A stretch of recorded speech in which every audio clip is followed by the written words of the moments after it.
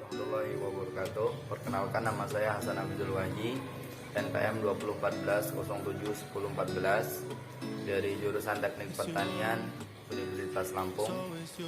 Di sini saya akan menjelaskan tentang sistem kelistrikan pada kendaraan sebagai pemenuhan tugas pada mata kuliah motor bakar dan traktor pertanian. Pengertian sistem kelistrikan. Sistem kelistrikan adalah rangkaian energi listrik yang dibuat untuk membantu menghidupkan mesin dan mempertahankan proses kerja mesin secara efisien. Secara umum, sistem kelistrikan mesin dikelompokkan menjadi dua tipe, yakni sistem kelistrikan mesin konvensional yang terdiri dari sistem pengapian, sistem starter, dan sistem pengisian. Sedangkan sistem kelistrikan mesin modern seperti sistem EV dan sistem command rail. Sistem kelistrikan motor pengapian selalu mensuplai percikan api yang dibutuhkan di ruang pembakaran. Percikan api yang dihasilkan dalam sistem pengapian sangat wajar dan tidak menimbulkan kebakaran percikan api yang timbul karena perbedaan pada tegangan yang berada pada dua elektroda busi. Akhirnya terjadi loncatan api kecil ketika celah platina busi terbuka. Loncatan api tersebut yang menyebabkan terjadinya pembakaran bensin pada motor. Oke, selanjutnya yaitu sistem starter. Sistem starter berfungsi untuk memicu berlangsungnya proses pembakaran mesin dengan mula-mula memutar poros engkol secara manual hingga sampai engkol berputar. Kemudian cara kerja sederhananya ialah pada saat menekan tombol start, relay starter akan dikenal dengan motor starter recall akan terhubung sehingga menyebabkan arus listrik dari baterai ke start. Selanjutnya yaitu sistem pengisian. Berdasarkan cara kerjanya, yang mana sistem pengisian pada motor tidak jauh berbeda dengan sistem pengisian pada mobil. Namun yang membuatnya berbeda ialah cara kerja dari komponen mobil lebih disederhanakan, yang mana di dalam bagian mesin motor kita tidak akan mendapatkan generator dinamo, sebab sistem generator sudah digantikan oleh koil yang mempunyai bentuk lebih simpel sehingga dapat menyesuaikan dengan komponen kecil dari mesin. Selanjutnya yaitu sistem EV.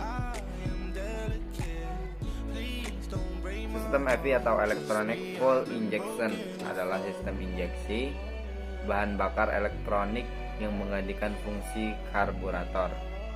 Sistem EV memang tidak murni masuk ke dalam sistem kelistrikan mesin, karena pada dasarnya ini adalah skema yang mengatur aliran bahan bakar. Namun karena menggunakan energi listrik dari operasionalnya, maka masuk juga ke dalam sistem kelistrikan. Sistem EV bekerja dengan menyalurkan bensin dari tangki langsung di depan katup intake melalui sebuah injektor. Banyak sedikitnya bensin yang keluar dari injektor sangat dipengaruhi oleh ISO. Sistem selanjutnya yaitu sistem command rail.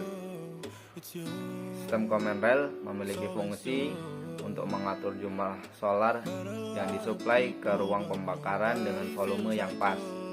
Sistem ini mirip dengan sistem EV. Namun pada command rail dipakai untuk mesin diesel. Komponen-komponen pada sistem kelistrikan motor bakar. Yang pertama yaitu baterai. Baterai memiliki fungsi guna menyimpan arus yang searah atau DC pada mesin yang dimatikan. Maka cadangan listrik ini bisa dimanfaatkan untuk menghidupkan segala jenis motor pada saat ingin di starter. Pada umumnya, baterai atau aki terdapat dua jenis yang tersebar di pasaran.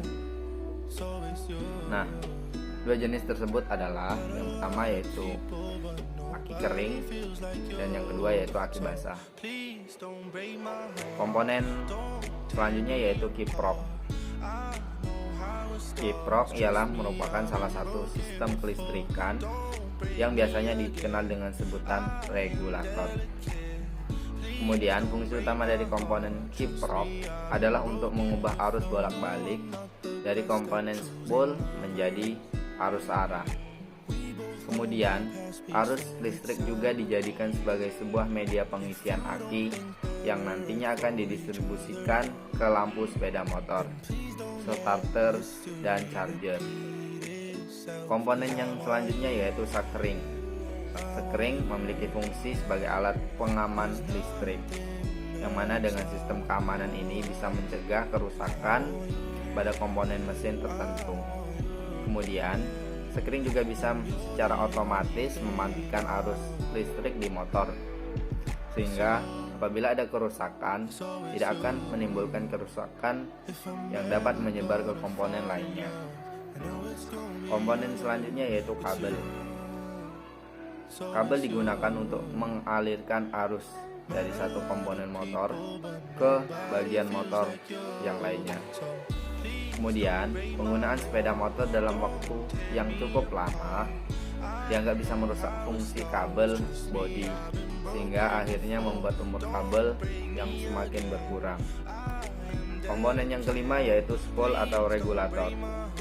Spool atau regulator adalah bagian dari perangkat komponen yang memiliki fungsi utama untuk menjadikan sumber listrik motor, yang mana dalam hal ini spool dapat menghasilkan arus bolak-balik dengan arah yang sama.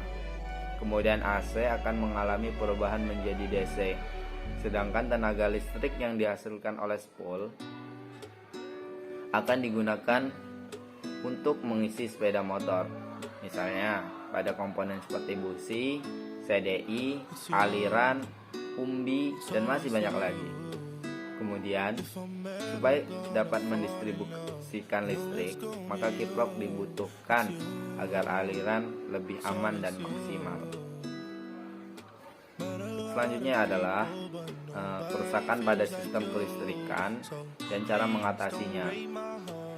Biasanya pada sistem kelistrikan sering terjadi, misalnya yang pertama kerusakan pada aki atau baterai dan cara mengatasinya. Kerusakan yang sering terjadi adalah aki basah atau sel sudah aus atau getar.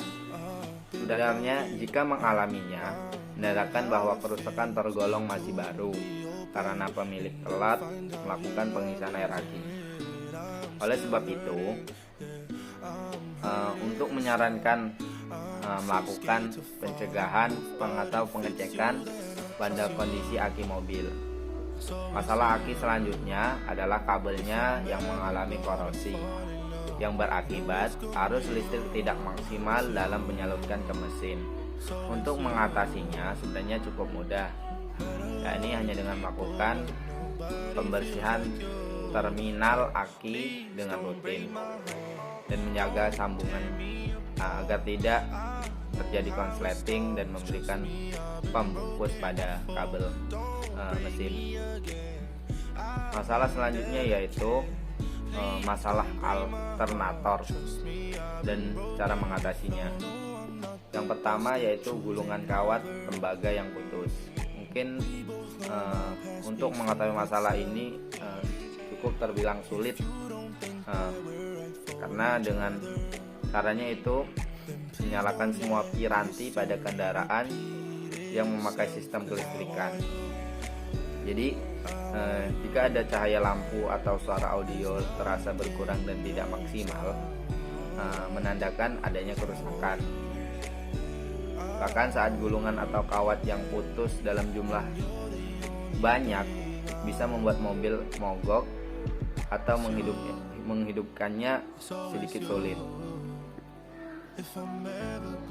Masalah yang selanjutnya yaitu brus atau arang yang habis. Jika komponen ini sudah habis, maka akan terjadi membuat magnet yang berada di dalam alternator tidak dapat melakukan pekerjaannya. Solusinya adalah dengan melakukan penggantian yang baru. Pada umumnya, medan magnet akan langsung bekerja ketika kunci kontak pada mobil diaktifkan.